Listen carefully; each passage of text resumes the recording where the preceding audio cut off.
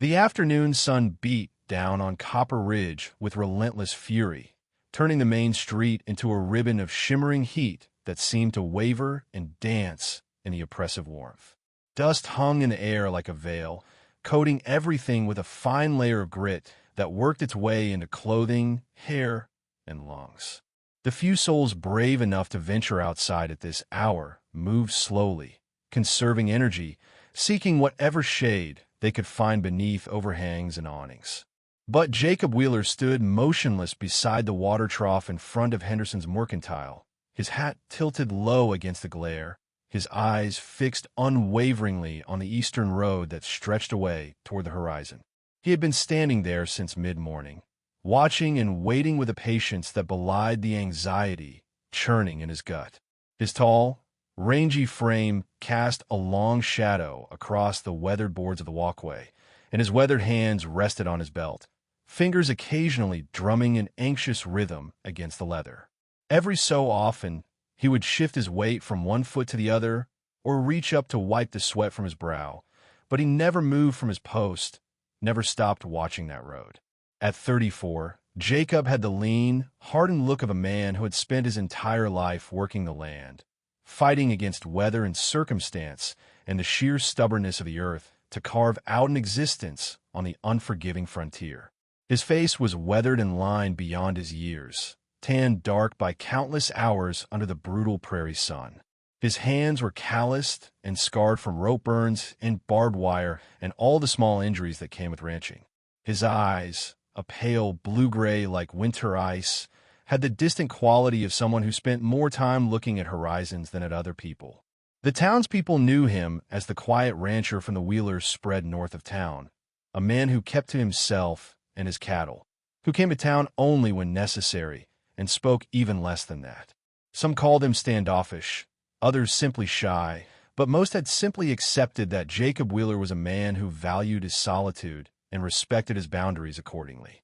He had his reasons for keeping apart, reasons that most folks understood even if they did not fully know the details. 5 years ago, his parents had died within months of each other. His father to a riding accident that had crushed his chest, his mother to the grief and pneumonia that followed. They had left Jacob alone on a ranch that had been built for a family, designed to shelter and sustain multiple generations. His younger sister had married a banker from Denver and moved away 2 years before the deaths, starting her own life far from the isolation of ranch life. His older brother had been killed in the war, his body never recovered, his death marked only by a letter from his commanding officer and an empty space at the family table. The silence of the empty house had nearly driven Jacob mad at first. He would wake in the night to the creaking of floorboards and expect to hear his mother's voice, would sit at the dinner table and feel the absence of his father across from him like a physical weight. But he had learned to live with it, had taught himself to fill his days with work until exhaustion made sleep possible, until the loneliness became simply another part of his existence, like the weather or the changing seasons. But lately, over the past year or so, the silence had grown heavier, more oppressive. The house felt like a tomb rather than a home, and the evenings stretched endlessly before him with nothing but his own thoughts for company. He was tired of eating meals alone, tired of the sound of his own footsteps echoing through empty rooms, tired of mending his own clothes and cooking his own meals and having no one to talk to except his horse and the cattle. The loneliness had begun to eat at him in ways he could not ignore, gnawing at his insides like a persistent hunger that no amount of work could satisfy. That was why he had done something he never thought he would do, something that felt desperate and foolish but also necessary. He had written to a matrimonial agency in Chicago, one of those organizations that arranged marriages between frontier men who needed wives and women back east who needed fresh starts. His letter had been simple, almost embarrassingly so, outlining his situation with blunt honesty. He was a rancher, he wrote, with a good spread and a solid house. He needed a wife who could handle the demands of frontier life, someone capable of hard work, someone gentle-natured and even-tempered. And if he was being honest with himself, someone petite and easy to manage, someone who would not require too much space or attention or fuss. He wanted companionship. Yes, but he also wanted simplicity. He wanted someone who would fit neatly into his life without disrupting the routines he had established, without demanding too much from him emotionally. His life was complicated enough without adding the burden of a high-maintenance wife. The agency had responded quickly, their letter arriving within 3 weeks, much faster than he had expected. They had found someone suitable. They wrote in neat, professional script. Her name was Margaret Sullivan, 29 years old, a widow from Ohio, seeking a fresh start in the West after the death of her husband in a factory accident.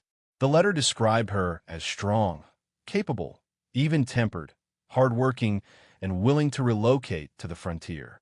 She had no children, no living family to tie her to Ohio, and she was eager for the opportunity to build a new life. There had been a photograph included with the letter, but it was small and unclear, taken by an amateur photographer with poor equipment. The image showed only a woman's face partially obscured by shadow and the limitations of the primitive camera technology. Jacob could make out dark hair, a pleasant enough face, but little detail beyond that. It was enough, he had decided. He was not looking for beauty, after all. He was looking for competence and companionship. Jacob had sent the required funds for her passage by return post, along with a brief letter of his own welcoming her and providing details about when and where to meet. Then he had settled in to wait, trying not to think too hard about what he was doing, trying not to imagine all the ways this arrangement could go wrong. He told himself it was practical, sensible, the logical solution to a problem that needed solving. Nothing more, nothing less. Romance and passion were for young fools and dime novels. He was too old and too practical for such nonsense. Now, as the distant rumble of wagon wheels reached his ears, Jacob straightened from his casual lean against the post, his heart suddenly hammering in his chest with an intensity that surprised him. The stagecoach appeared at the end of the street, a dark shape growing larger as it approached, dust billowing behind it like a brown cloud. The driver was calling to his team, his voice carrying clearly in the still air, and Jacob could see the horses tossing their heads, eager to stop after the long journey.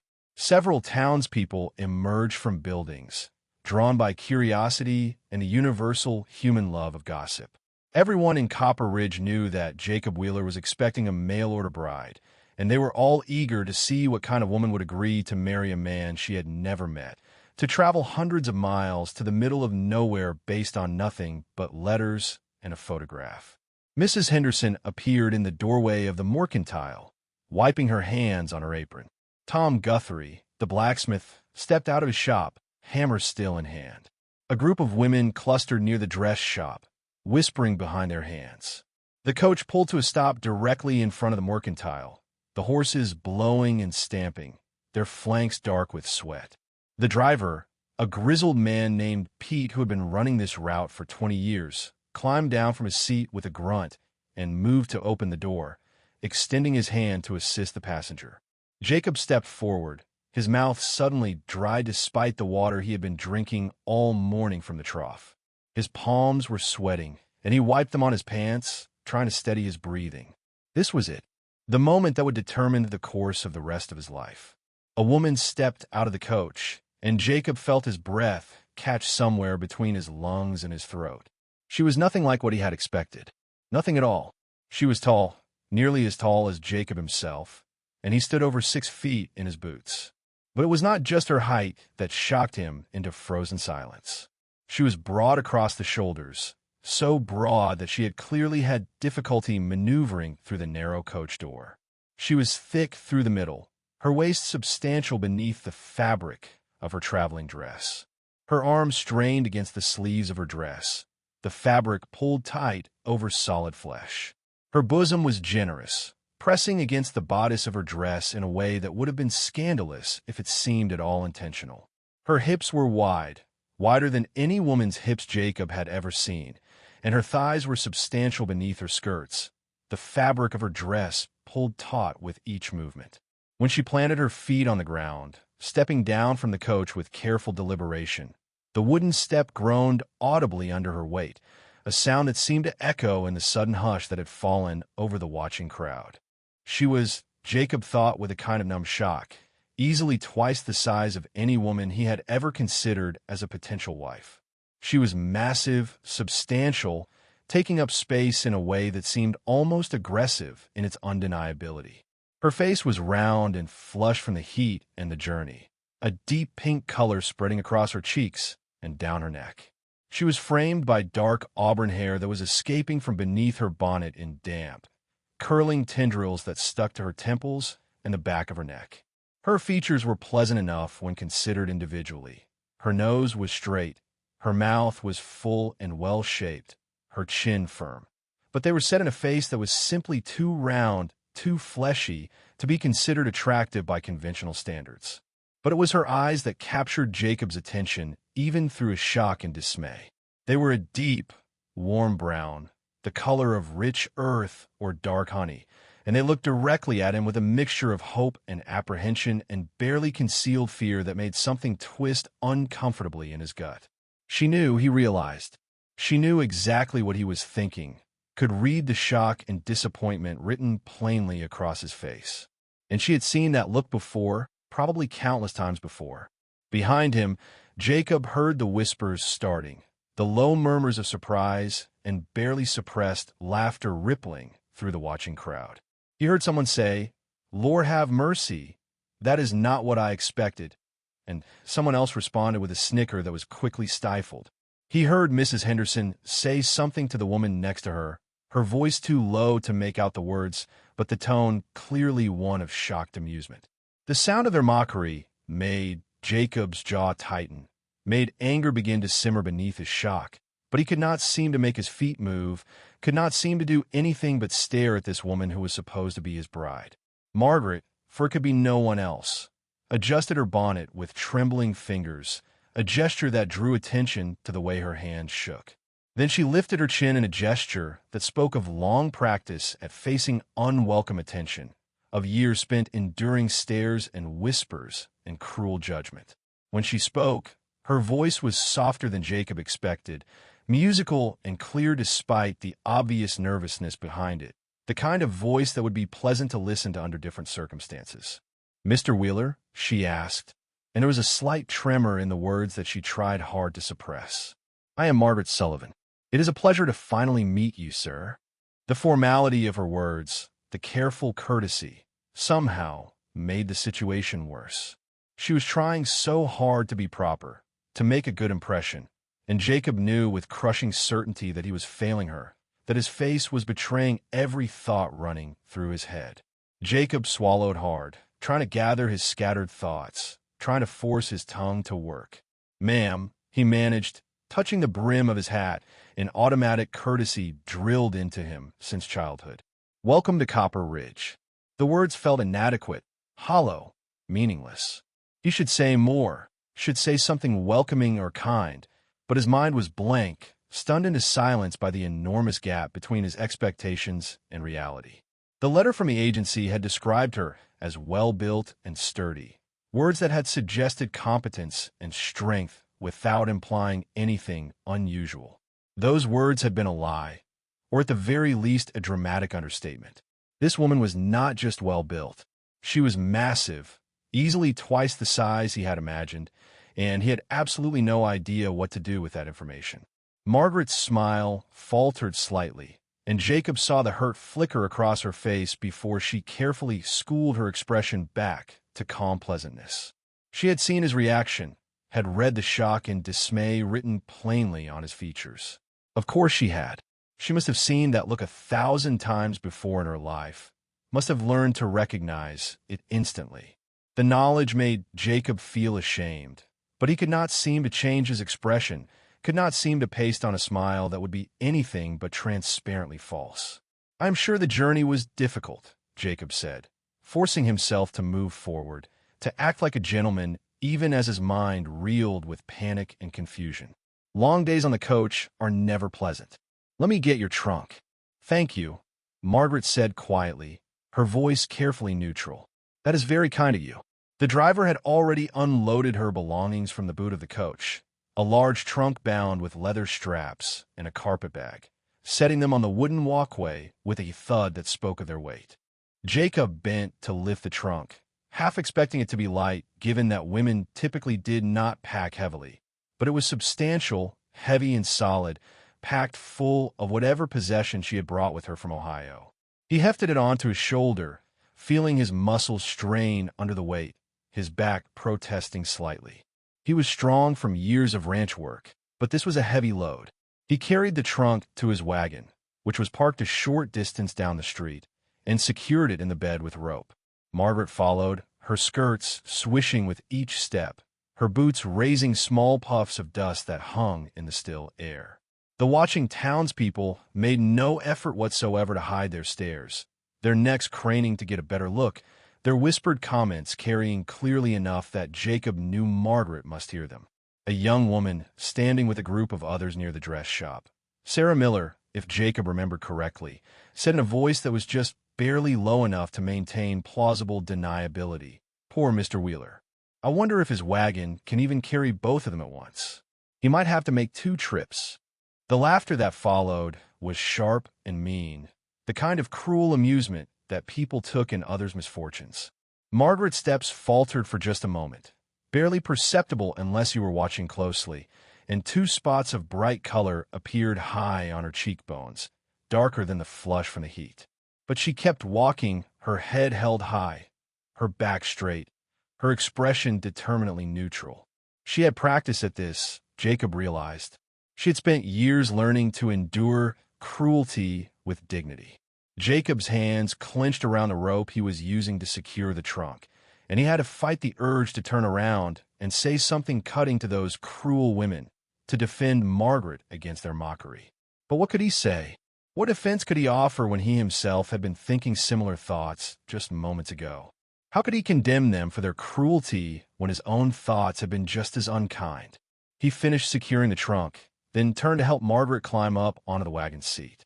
She hesitated, looking at the height of the wagon, which was fairly tall given the large wheels Jacob preferred for navigating rough terrain.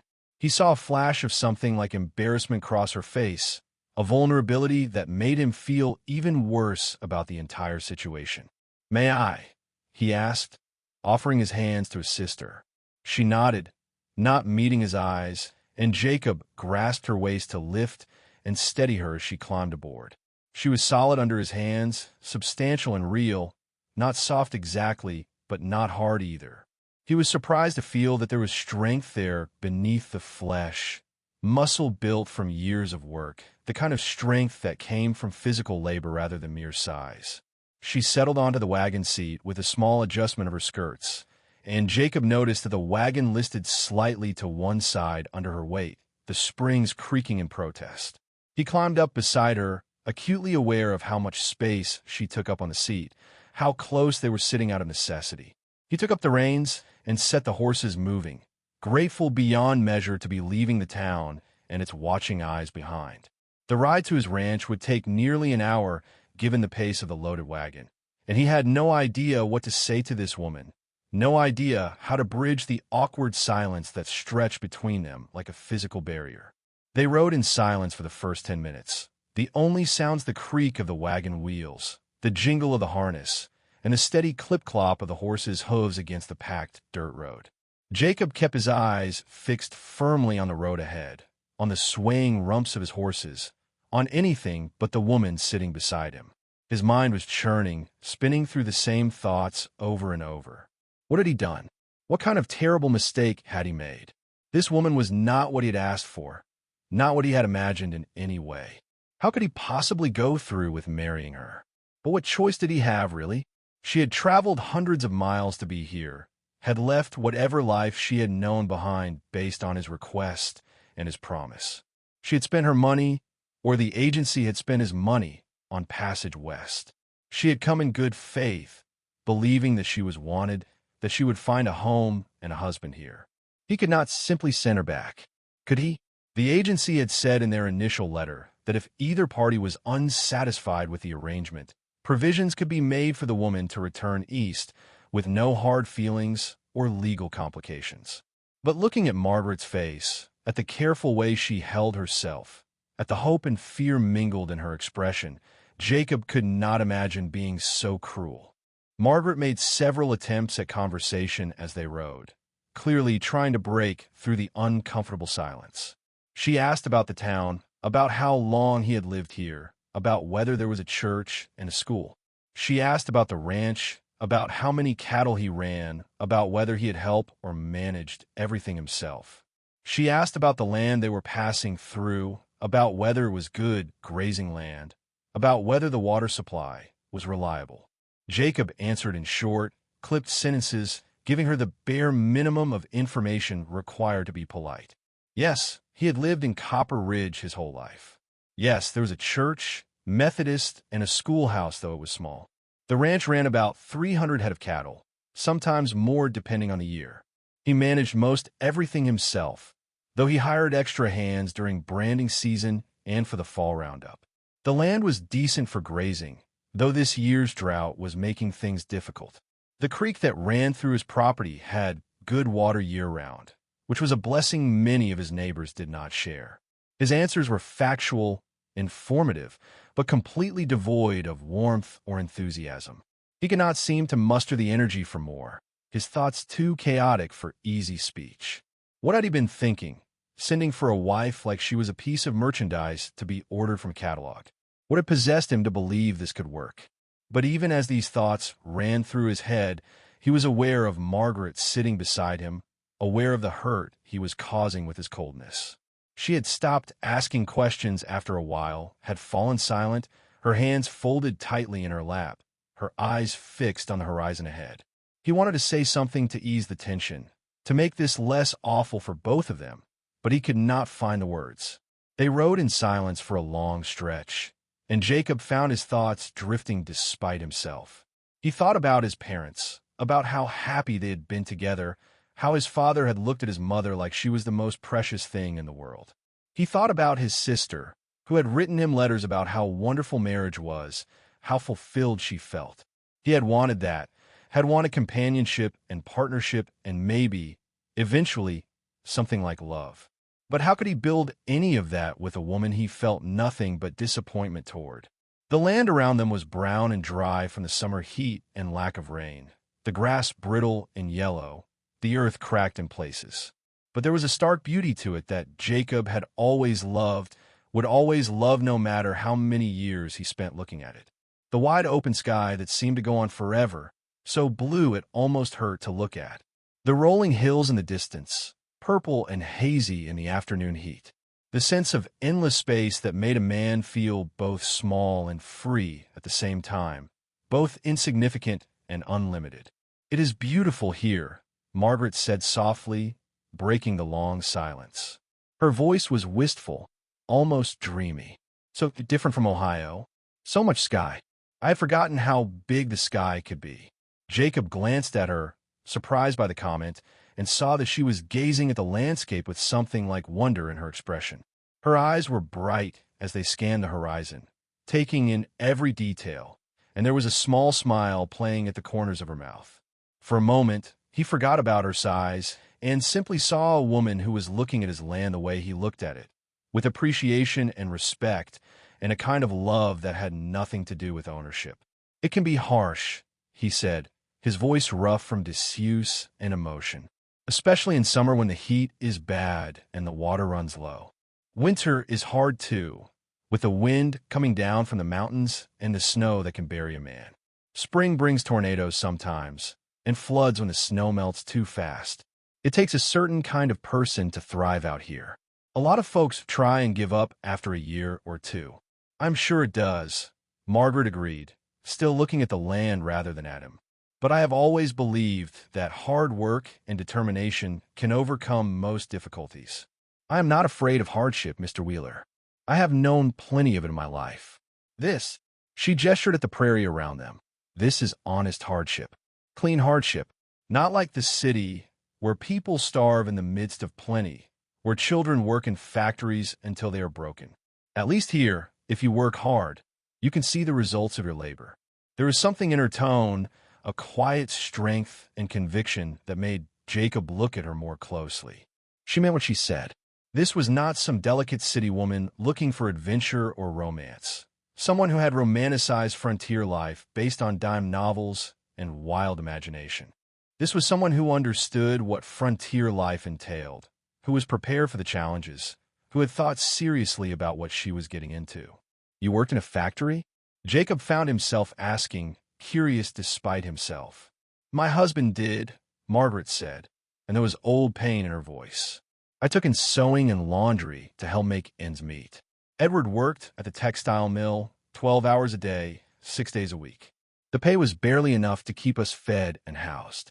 When the accident happened, she trailed off, her voice catching.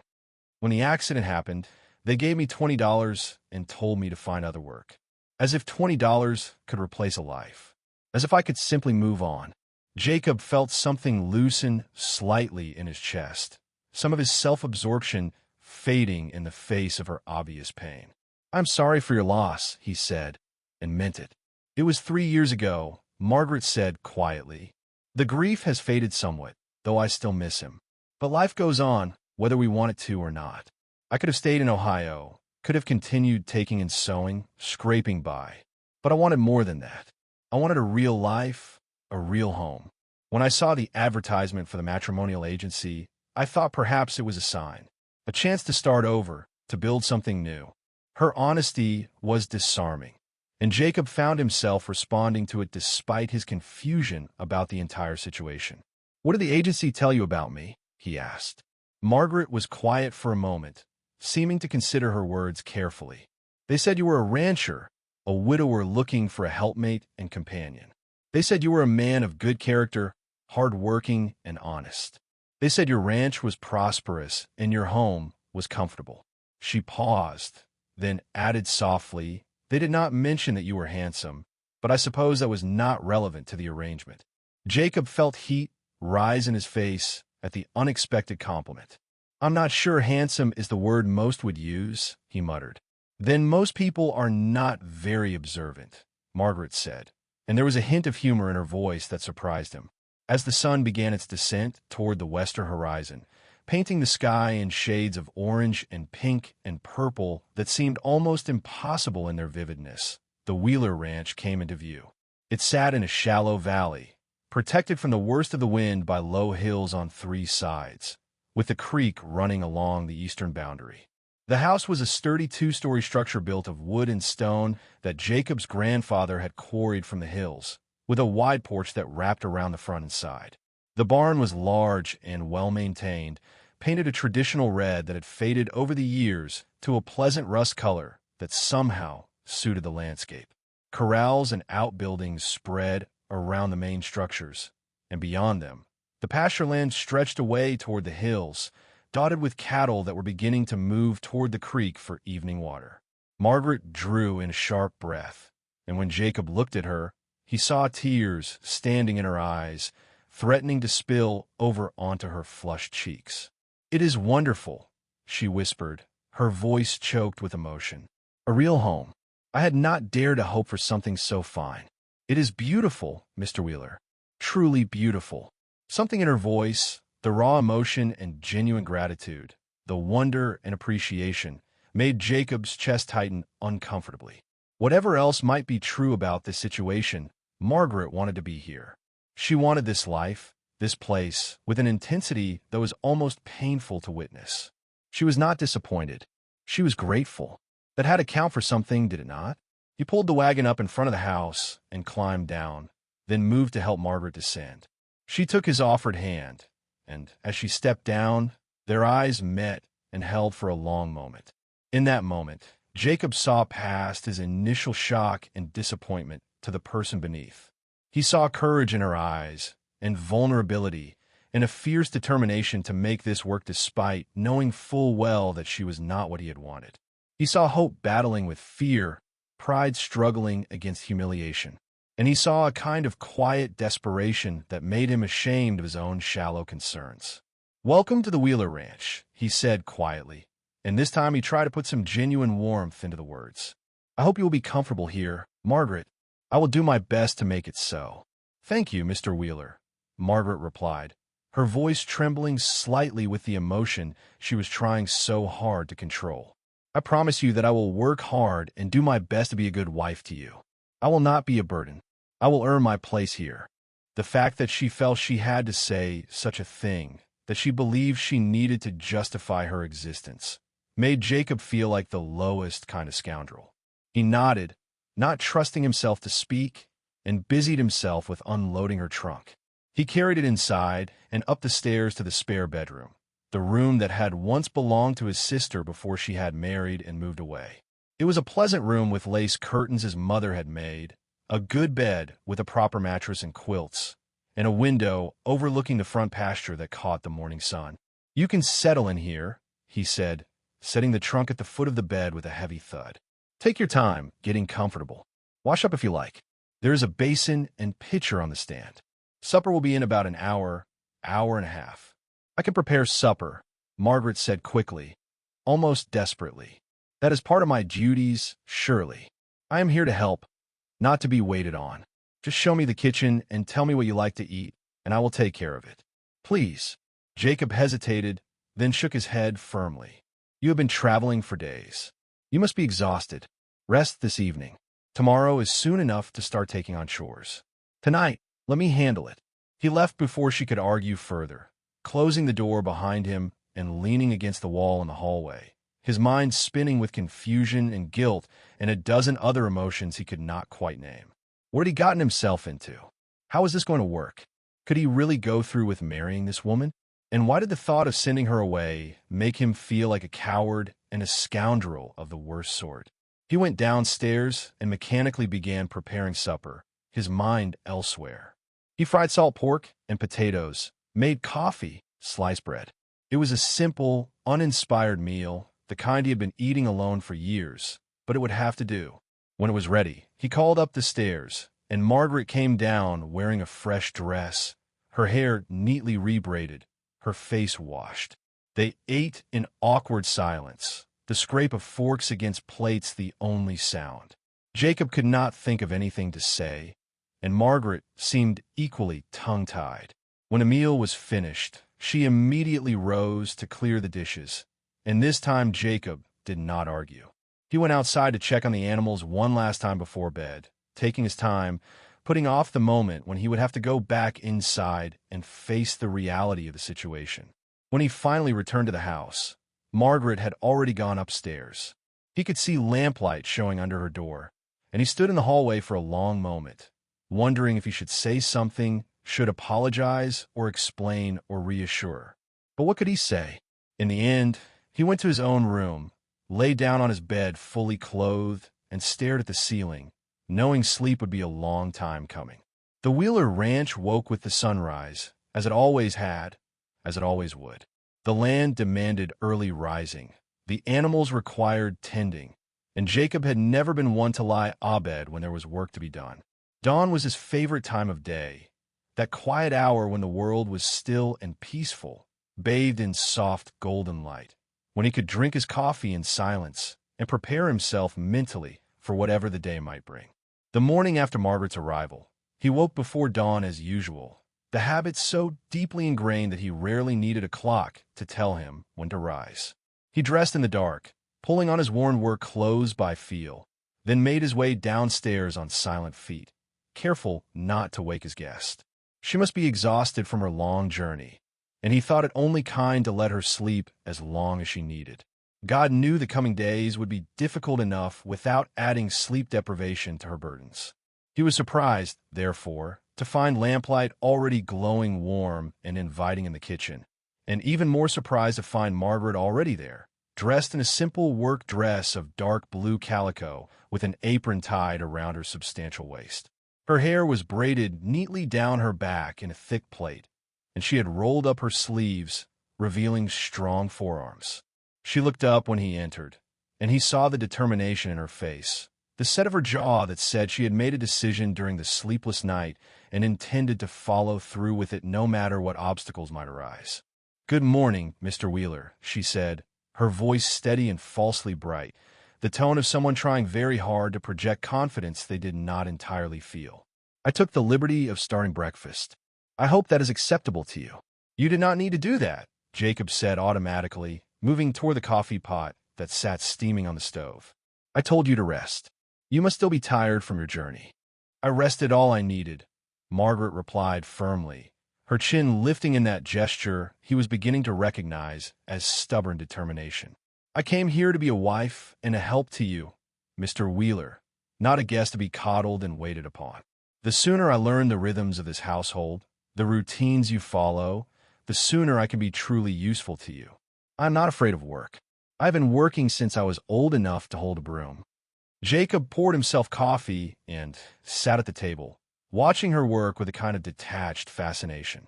She moved with efficiency and confidence despite being in an unfamiliar kitchen, her hands quick and sure as she flipped bacon in the cast-iron skillet and stirred a pot of something that smelled surprisingly good. She hummed while she worked, a low, pleasant melody that he did not recognize but found oddly comforting, filling the usually silent kitchen with a warmth he had not realized was missing. Within 15 minutes, breakfast was on the table, and Jacob stared at it with genuine surprise. Fluffy eggs scrambled to perfection, crisp bacon, biscuits that were golden and perfect, and gravy that smelled rich and savory. There was even fried potatoes, seasoned with something he could not quite identify, but that made his mouth water. The coffee was stronger and better than anything Jacob had managed to make in years, rich and dark, and exactly the way he liked it without him having to tell her. He looked up at Margaret, who was watching him with anxious hope, her hands clasped tightly in front of her apron, as if in prayer. She was waiting for his judgment, he realized, waiting to see if her work met his standards, if she had done well enough to please him and justify her presence. "This looks excellent," he said, and meant it sincerely. "Better than excellent. This looks better than any breakfast I have had since my mother passed away." The smile that broke across her face was like sunrise after a long night, brilliant and warm and transforming. It lit up her entire countenance, erasing the worry and fear and replacing it with pure joy that seemed to radiate from her very being. For a moment, she looked almost beautiful, her face glowing with happiness at his simple praise. "I am so glad," she said, her voice warm with pleasure and relief. "Cooking is one thing I do well, one skill I can be truly proud of. My mother was an excellent cook, one of the best in our town, and she taught me everything she knew before she passed. I promise you, Mr. Wheeler, if you let me, I will keep you well fed. That much I can guarantee, whatever else may happen." They ate together in a silence that was slightly less awkward than the night before, and Jacob found himself relaxing incrementally as he tasted each dish. Everything was delicious, seasoned perfectly, cooked with obvious skill and care. When he had finished, he pushed back from the table with a satisfied sigh. "Thank you, Margaret," he said, using her first name without thinking. "That was truly excellent." She beamed at him, then immediately began clearing the dishes with brisk efficiency. Jacob offered to help, but she waved him off. "You have ranch work to attend to," she said firmly. "I have household work. We each have our responsibilities, and I intend to fulfill mine." And so a routine began to establish itself over the following days and weeks. Jacob woke early and went about his work, tending to the cattle that were the lifeblood of his operation, mending fences that seemed to require constant maintenance, checking water sources, moving herds to fresh grazing, performing the 100 small tasks that running a ranch required. The work was endless and demanding, but it was also familiar and comforting in its predictability. Margaret took command of the household with quiet efficiency that impressed Jacob more with each passing day. She washed clothes and hung them to dry in the hot sun, the white sheets and shirts snapping in the prairie wind. She scrubbed floors that had not been properly cleaned in years, until they gleamed and smelled of lye soap. She aired out rooms that had been closed since his mother's death, opening windows, beating rugs, washing curtains. She started a vegetable garden near the house, working the soil with a determination that spoke of experience, planting seeds she had brought with her from Ohio, carrots and beans and tomatoes and herbs that would hopefully flourish in the Colorado soil. Every evening when Jacob returned from his work, tired and dusty and sore, he found dinner waiting. And what dinners they were. Margaret proved to be an exceptional cook, able to transform even simple ingredients into meals that were delicious and satisfying. She baked bread that was crusty on the outside and soft and tender within, made stews that were rich with flavor, roasted chickens until the skin was golden and crisp while the meat stayed moist and tender. She made pies from dried fruit, cakes that were light and sweet, biscuits that melted in the mouth. Jacob found himself actually looking forward to meal times, looking forward to sitting at his own table and eating food that tasted like love and care rather than mere sustenance. It was a pleasure he had not experienced since his mother's death, and he had not realized how much he had missed it. But despite the domestic harmony they were establishing, despite the routines that were beginning to feel almost natural, there was still an undercurrent of tension that neither of them could quite escape or acknowledge.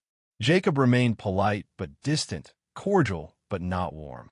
He spoke to Margaret when necessary, answered her questions, thanked her for her work, but he did not engage in real conversation, did not share his thoughts or feelings or dreams. He called her Margaret now rather than Mrs. Sullivan, but it felt like a concession rather than true intimacy. And Margaret, for her part, seemed to accept this emotional distance with a resignation that broke Jacob's heart when he allowed himself to think about it. She seemed to understand that he needed time to adjust to this new reality, that he was struggling with his own disappointment and confusion. She did not push, did not demand attention or affection, did not complain about his coldness. She simply worked, quietly and efficiently, trying to prove her worth through her labor. But Copper Ridge was a small town, the kind of place where everyone knew everyone else's business and gossip was the primary form of entertainment during the long, hot summer days. News traveled fast, especially news as juicy as Jacob Wheeler's surprisingly large mail-order bride. Everyone knew about Margaret, and everyone had an opinion about her that they felt entitled to share, often loudly and in public places where she could not help but overhear. When Margaret went to town for supplies at the end of her first week, walking the dusty main street with her shopping list clutched in her hand and her head held high with determined dignity, she heard the whispers and the cruel comments that followed her like shadows. She is big enough to eat him out of house and home, mark my words. Poor Jacob Wheeler, stuck with that for the rest of his life. What was he thinking? I heard the wagon nearly broke under her weight when he drove her home. Had to reinforce it before she would agree to get in. Wonder how he manages in the bedroom. Probably gets crushed every night. The laughter that followed each comment was sharp and mean and deliberate, designed to wound and humiliate. Margaret felt each word like a physical blow, like a slap across the face or a punch to the gut, but she had heard worse in her life. She had been heavy since childhood, had endured mockery and cruelty from schoolmates and neighbors and strangers on the street for as long as she could remember. She had learned long ago how to build walls around her heart, how to let the cruel words slide off without showing the pain they caused, how to maintain her dignity in the face of contempt. She walked through Henderson's Mercantile with her head held high and her expression calm, selecting flour and sugar and coffee and other necessities with steady hands, refusing to give them the satisfaction of seeing her wounded or diminished. She spoke politely to Mr. Henderson when he tallied her purchases, thanked him courteously, and left with her packages clutched to her chest like armor. But when she returned to the ranch, Jacob saw the tightness around her eyes that betrayed her pain, saw the careful neutrality of her expression that concealed hurt feelings, saw the way her shoulders were held just a little too stiffly. And he knew what had happened. Knew because he had heard similar comments himself. He had heard the whispers when he went to town for supplies or business. Men he had known his entire life, men he had considered friends or at least friendly acquaintances, felt free to make jokes about his wife, to offer condolences as if he had suffered some great misfortune rather than gained a hard-working partner. Tom Henderson, who ran the Mercantile and should have known better, had clapped him on the shoulder with false sympathy and said, "Well, Jacob, at least you will not have to worry about her blowing away in a windstorm. She is solid enough to weather anything." The laughter that followed had made Jacob's blood boil with anger he had not fully expressed. Even worse were the more crude comments, the ones made in low voices at the saloon or the barber shop, speculation about their marriage bed that made Jacob want to plant his fist in someone's face. He had not gone through with the marriage yet. They were still in a sort of trial period, getting to know each other. But the townspeople assumed they were fully married, and the comments reflected that assumption in the crudest possible terms. One afternoon, after Margaret had gone to town to mail a letter to her sister in Ohio, Jacob was at the blacksmith shop having some work done on a broken wagon wheel when he overheard two men talking just outside. He recognized the voices, Ed Cooper and Frank Williams, both ranchers from neighboring spreads, both men he had known for years. "Saw Wheeler's bride at the Mercantile yesterday," Ed said, his voice carrying clearly through the open door. "Good Lord, that woman is built like a barn. Bigger than a barn, maybe. Must cost a fortune to keep her fed. Wonder how many eggs she eats for breakfast. Poor bastard," Frank agreed with a chuckle. "Wonder if he regrets sending for her. Probably wishes he could ship her back to wherever she came from. Can you imagine being stuck with that for the rest of your life? Having to look at that every day and every night," Ed added with a leer in his voice. "Though maybe he keeps a lamp off. Probably the only way he can manage it." The laughter that followed was crude and mean-spirited, and Jacob felt his hands clench in a fist so tight his knuckles cracked. His jaw tightened until his teeth ached, and a muscle jumped in his cheek as he fought to control his temper. He wanted to walk outside and confront them, to make them answer for their cruelty with their fists or their words. He wanted to defend Margaret's honor, to make them understand that she deserved respect. But what could he say? How could he defend her when he himself had been so disappointed by her appearance, when he himself had thought similar thoughts in his worst moments? How could he condemn them for their cruelty when his own treatment of Margaret had been cold and distant?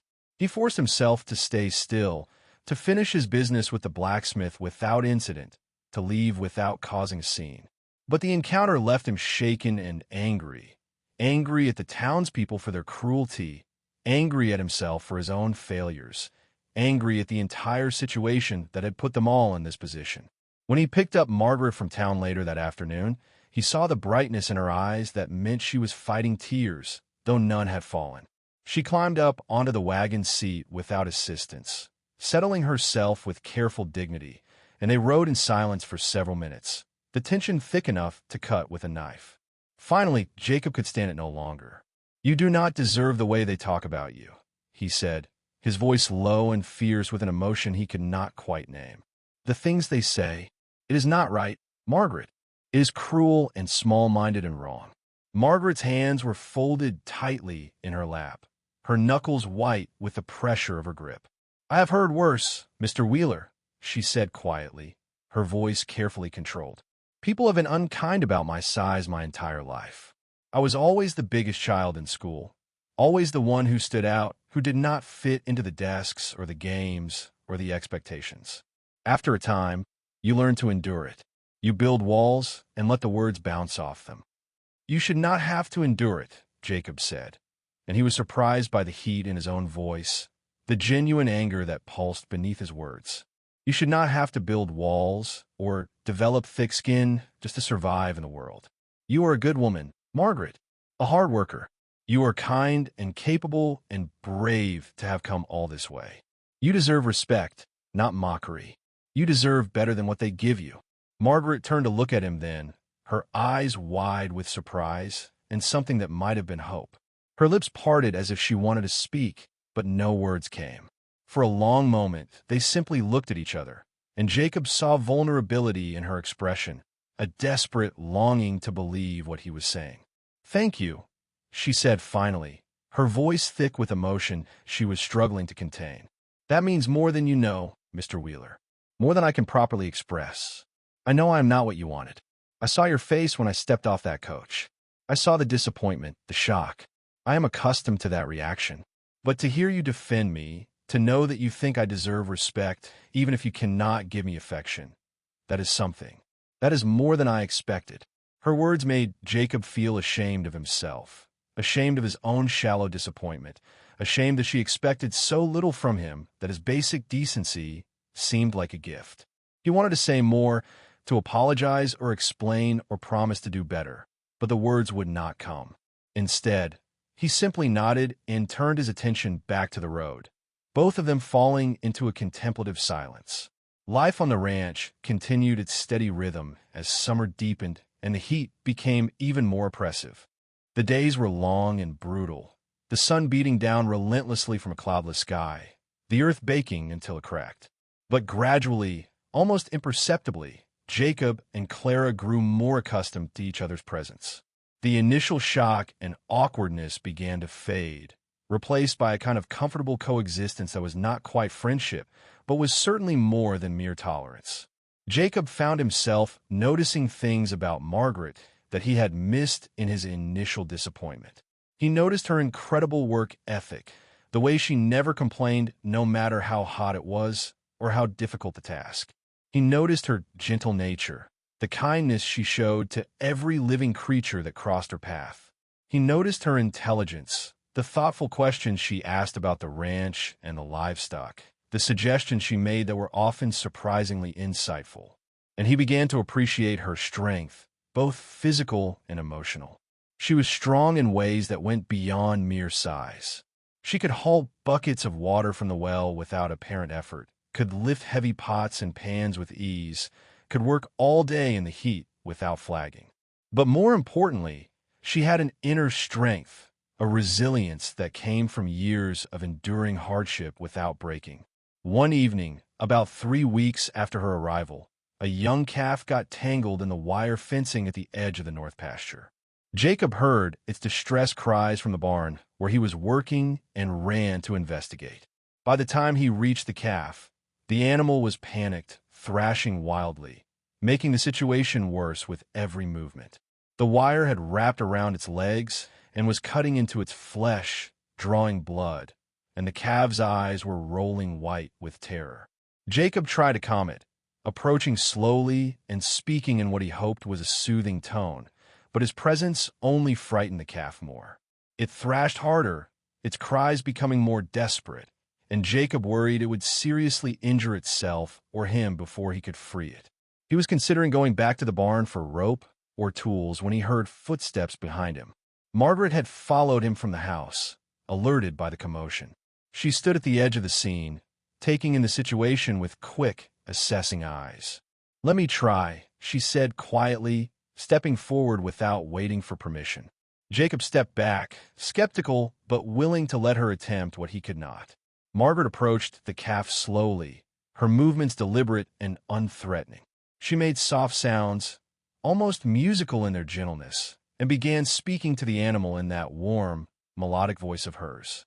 "There now, sweet baby," she crooned, her voice low and soothing. "You have gotten yourself into quite a predicament, have you not? Poor little thing. But we're going to help you. We're not going to hurt you. You just need to be still for me, just for a moment. Can you do that? Can you trust me?" She continued talking as she slowly, carefully knelt beside the calf, her movements fluid despite her size. The calf's thrashing began to subside, its cries quieting to small whimpers as it responded to the gentleness in her voice. Gradually, incredibly, the animal grew still enough for Margaret to begin carefully untangling the wire from its legs. She worked with infinite patience, her hands gentle but sure, speaking continuously in that soothing voice, telling the calf everything would be fine, that it was safe now, that no one was going to hurt it. When a particularly tight loop of wire caused the calf pain and it flinched, Margaret paused, stroking its neck until it calmed again before continuing. It took nearly 15 minutes, but finally the last strand of wire fell away and the calf was free. Margaret stayed kneeling beside it, stroking its head and neck, checking the wounds on its legs with gentle fingers. "There you are," she murmured. "All better now. See? That was not so terrible, was it? You are a brave one, you are." The calf struggled to its feet, testing each leg carefully, then looked at Margaret with what Jacob could have sworn was gratitude before trotting off to rejoin its anxious mother, who had been calling from a distance. Jacob stared at Margaret in genuine amazement and admiration, impressed in a way he had not expected to be. "That was remarkable," he said, and his voice was full of honest wonder. "I have been ranching my whole life, grew up with cattle, and I could not calm that calf. But you did it like it was the easiest thing in the world. How did you learn to do that?" Margaret smiled, soft and a little sad, her eyes distant as if remembering something from long ago. "My grandfather had a farm in Pennsylvania when I was a girl. I spent my summers there, and he taught me how to work with animals. He always said that sometimes all a creature needs is a little kindness, Mr. Wheeler. A gentle touch and a soft word can work wonders that force never could. Animals know when you mean them harm and when you mean to help. They can sense fear and anger in people, but they can also sense compassion and patience. If you approach them with gentleness, they will usually respond in kind. She stood, brushing dirt from her skirts, and looked at Jacob with an expression he could not quite read. People are not so different, really.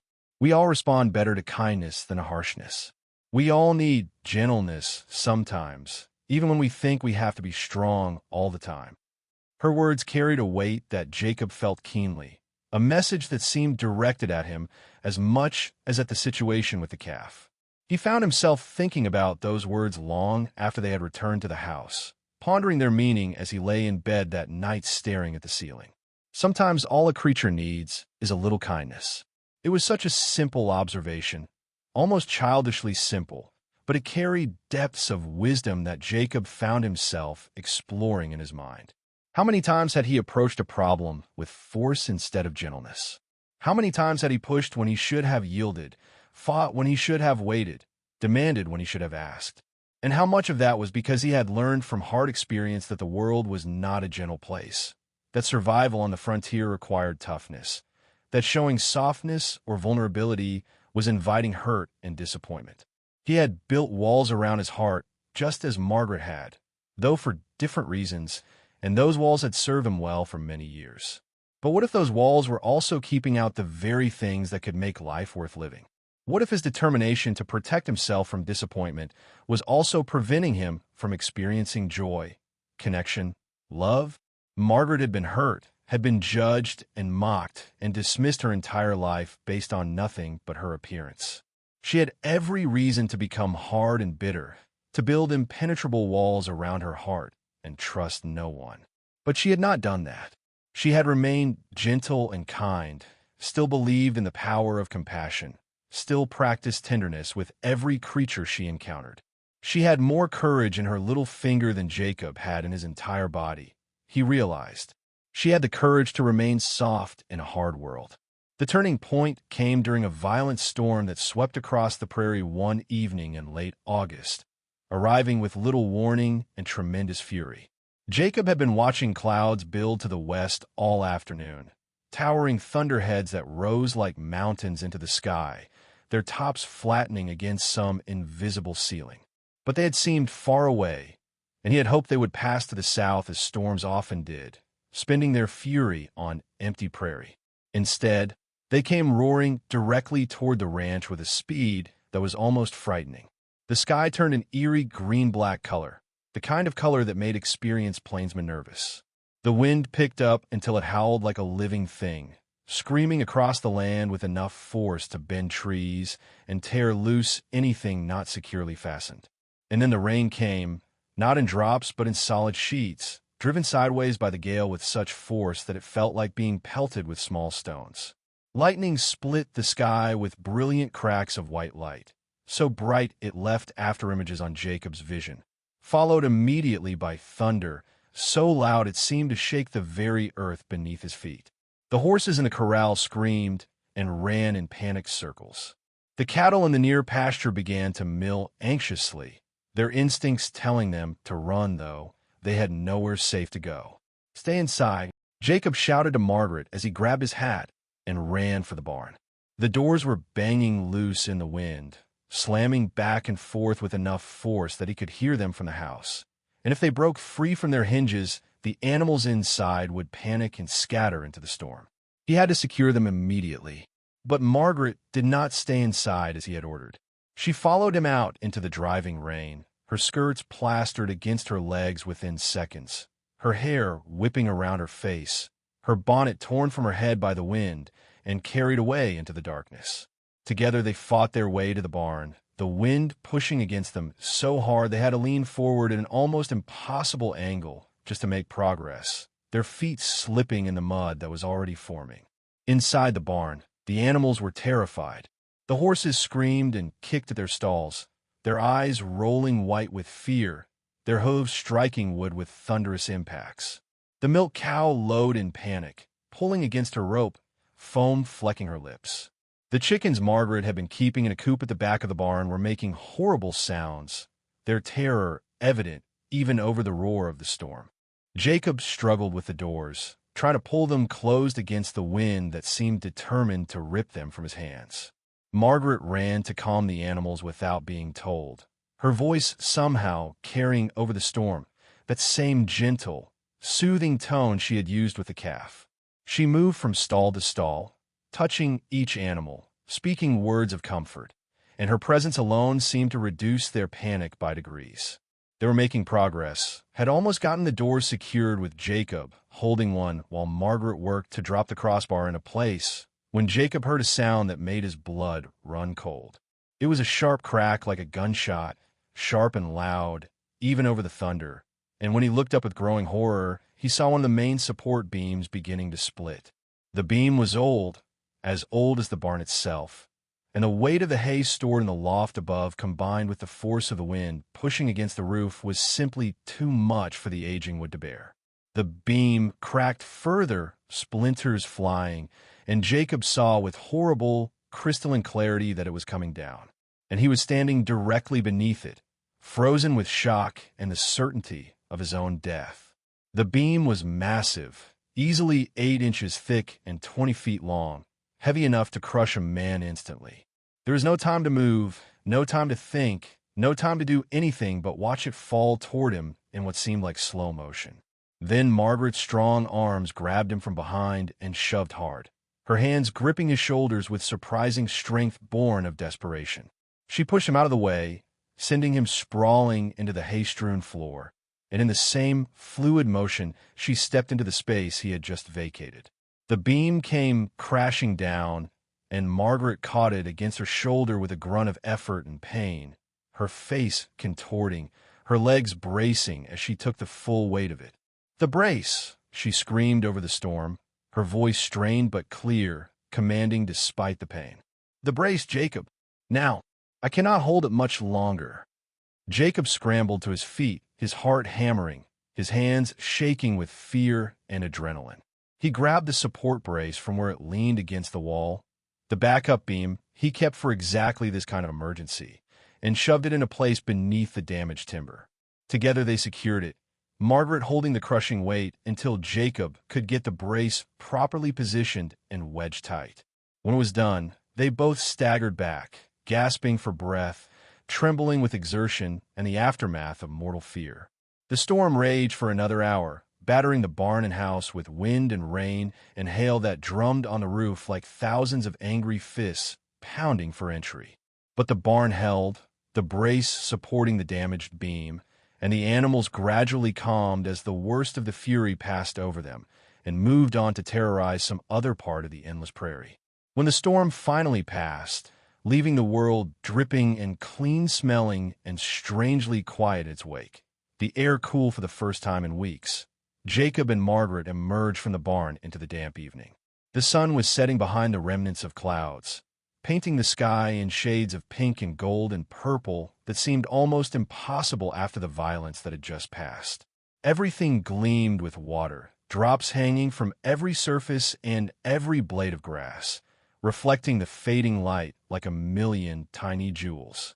Jacob turned to Margaret, really looking at her for the first time since the beam had fallen. In the soft, golden evening light that filtered through the dispersing clouds, he could see her clearly. She was soaked to the skin, her dress clinging to her substantial body, outlining every curve and roll. Her hair hung in wet ropes around her face, water still dripping from the ends. Water dripped from her nose and chin, ran in rivulets down her neck. Her chest heaved as she caught her breath. There was already a dark bruise forming on her shoulder where the beam had struck, and Jacob knew it would be worse tomorrow, painful and ugly, and a reminder of how close he had come to death. But despite all of that, despite being drenched and exhausted and injured, she looked strong to him. She looked beautiful in a way that had nothing to do with conventional prettiness or delicate features, and everything to do with courage and character and heart. She had risked her own life to save his without a moment's hesitation, had stepped into danger when every instinct must have been screaming at her to run. She looked utterly unlike anyone he had ever known, and in that moment, Luke felt something shift fundamentally inside him, something that had been holding back finally giving way like a dam breaking. "You saved my life," he said, his voice hoarse and rough with emotion he could no longer contain or deny. "That beam would have killed me instantly, crushed my skull, or broken my back. And you could have died yourself, taking that weight. Margaret, you saved my life. You did not even hesitate." "Why?" Margaret laughed, though the sound was shaky, slightly hysterical with delayed fear and shock. Her teeth were chattering from cold and the adrenaline crash. "I reckon we saved each other, Mr. Wheeler. You got that brace in place before I collapsed under the weight. That is what partners do, is it not? They help each other. They protect each other. They work together to survive. Partners." The word hung in the air between them, heavy with meaning and possibility and promise. It was such a simple word, but it encompassed so much. Partnership meant equality, respect, mutual support. It meant seeing each other as equals rather than as master and servant, husband and chattel.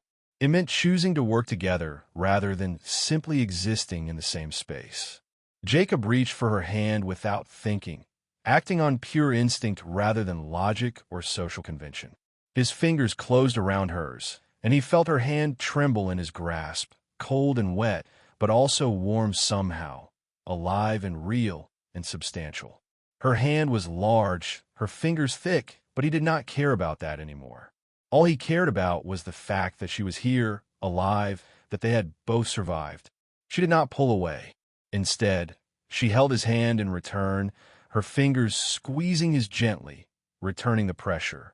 They stood there in the fading light, hands joined, both of them alive when one or both could easily have been dead, both of them changed by what had just happened in ways neither fully understood yet. Something had fundamentally shifted in that moment during the storm, something irreversible and profound. Jacob felt it in his chest, felt the last of his resistance and disappointment crumbling away like a wall that had been undermined at its foundation until it could no longer stand.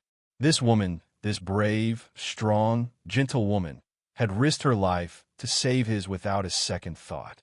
She had come to his home as a stranger and made it truly a home with her cooking and her care and her quiet competence. She had endured cruelty and judgment from the townspeople with grace and dignity that humbled him. And he had been a blind fool not to see her worth sooner, not to recognize the extraordinary gift he had been given.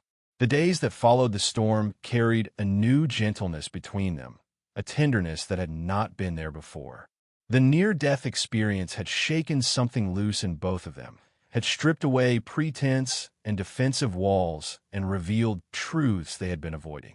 Jacob found himself seeking out Margaret's company not just at meals but throughout the day, making excuses to return to the house to check on her injured shoulder, to ask her opinion on decisions he would normally have made alone, to simply be near her. He found himself sitting with her on the porch in the evenings after the day's work was done, watching the sun set in spectacular displays of color while they talked about everything and nothing. Their conversations ranged from the mundane details of daily life to deeper matters of hopes and dreams and fears and regrets. Margaret told him more about her life before coming west, and Jacob found himself genuinely interested, asking questions, wanting to know everything about her. She told him about her childhood in Ohio, about growing up always bigger than the other children, always feeling like she did not quite fit anywhere. She told him about her mother, who had tried so hard to make her feel beautiful and loved despite the cruelty of the world. She told him about her late husband, Edward, who had seen past her size to the person beneath, who had courted her despite his family's objections, who had loved her truly for 3 brief years before the factory accident took him. "I thought I would never find that again," she said one evening, her voice soft with vulnerability. "I thought Edward was my one chance at being truly loved, and when he died, that chance died with him." The agency, sending for a mail-order bride, felt like admitting defeat, like settling for whatever scraps of companionship I could find. But I was so lonely, Mr. Wheeler, so terribly, achingly lonely. And I thought perhaps in a new place, with a man who had chosen me even without seeing me, I might finally be wanted for who I am rather than judged for what I look like. She turned to look at him, tears shining in her eyes. I saw your face when I stepped off that coach. I saw the disappointment, the shock, the dismay, and I knew that I had simply traded one kind of rejection for another. But I did not have anywhere else to go, could not afford passage back to Ohio even if I wanted to return. So I decided to stay, to work hard, to try to prove my worth through my labor, even if I could not earn affection. I thought perhaps if I could just be useful enough, you might let me stay. Her words broke Jacob's heart, made him ashamed of his own shallow disappointment and cold treatment. Margaret, he began, then had to stop, his throat tight with emotion. No, please, let me finish, she said, holding up a hand. I need to say this.